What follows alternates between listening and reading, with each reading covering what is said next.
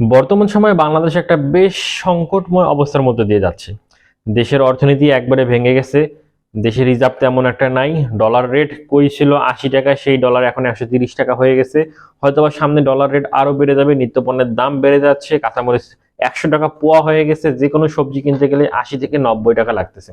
এখান থেকে মানে এই সমস্যার সমাধান বা এই যে সমস্যাটা হচ্ছে সেখান থেকে পরিত্রাণের উপায় কি? উপায় কিন্তু খুব সহজ, সিম্পল। সেটা হচ্ছে দেশের দুর্নীতি বন্ধ করা। এই দুর্নীতি কিভাবে বন্ধ করা যাবে সেটা নিয়ে আজকের আলোচনা।